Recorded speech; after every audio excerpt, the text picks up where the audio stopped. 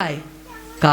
बदलापूरची घटना तुम्हाला माहित आहे, कोलकात्याची घटना तुम्हाला माहित आहे, हैदराबादची घटना तुम्हाला माहित आहे, परवा मालेगावचं प्रकरण तुम्हाला माहित आहे. दादा, एका 5 वर्षाच्या चिमुरड्या मुलीवरती एका 26 वर्षाच्या नराधमानं अत्याचार केला. अरे नुसता अत्याचार नाही केला तर मोठासा दगड घेतला आणि त्या दगडानं त्या 5 वर्षाच्या चिमुरडीचं डोकं ठेचलं रे.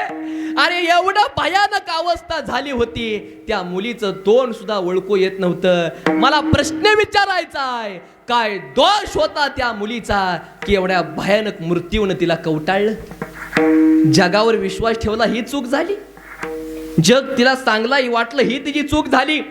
काय चूक झाली तेवढी मला सांगा. महिला मंडळ, तुम्ही तुमच्या मुलीला सांगता तायडे असे कपडे घाल, तायडे तसे कपडे घाल, सांगताना महिला मंडळ?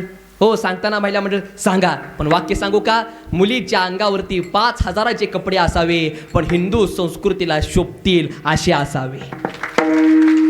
आणि महिला मंडळ, कधी कधी तुम्ही तुमच्या मुलाला सुद्धा सांगा, दाद्या समाजामध्ये चालला ना प्रत्येक मुलीला तू तुझी ताई समज.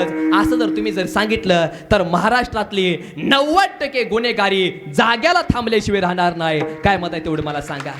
आणि मानाने तर नका मानू, मी जरा थोडंसं वेगळं बोलणारा महाराज आहे. मानाने तर नका मानू, लग्न होयाच्या आत मुलीच्या हातामध्ये स्क्रीन टचचा मोबाईल येता कामा नये. हे माझं बोलणं आता लय जणांना पटणार नाही, माझं बोलण्याचा राग येईल, येऊ द्या, काय अडचण नाही. पण महाराज, काळ आज एवढा भयानक आला, ह्या गोष्टी आज कीर्तनातून सांगाव्या लागतात. का? कारण की आज माझ्या बहिणी सुरक्षित राहिल्या पाहिजेत असं मला वाटतंय. आणि कीर्तनामध्ये आलेल्या प्रत्येक ताईला माझं सांगणं आहे, पुरीनो मी तुमचा भाव आहे, तुम्ही सगळेजण माझ्या बहिणी आहेत. मी तुमचा कोण आहे? भाव. ह्या भावाचं फक्त 2-3 वाक्य ऐका. पुरीनो, महाराज जाऊ द्या तिकडं, काय महाराज तिकडं वड्यात जाऊ द्या, महाराज म्हणून ऐकू नका, तुमचा भाव म्हणून फक्त ऐका. पुरीनो, तुम्ही एक वेळा अभ्यास कमी करा ग, तुम्ही शाळा कमी शिका, तुम्ही स्वयंपाक करू नका, तुम्ही भांडी घासू नका. ताईनो, तुम्ही निवांत बसा. पण पुरीनो, तुमचा बाप आहे ना पुरीनो, तुमचा बाप वाघ आहे, वाघ.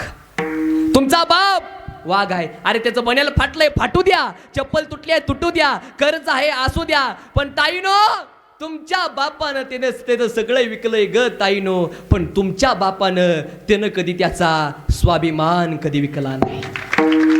सगळं विकलंय पण स्वाभिमान कधी विकला नाही. आणि वाघासारख्या बापाची मान समाजामध्ये खाली जाईल असं कधी गैरवर्तन करू नका. तुमच्या सप्त्याचं 5वं वर्ष सफल झालं.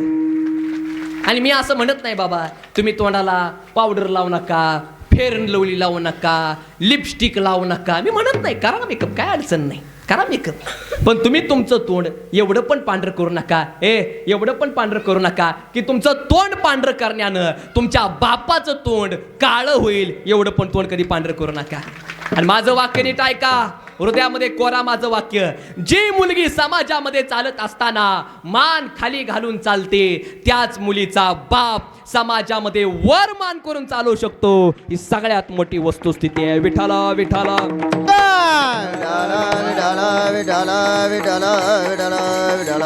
हो चला, किती पोरं झाली?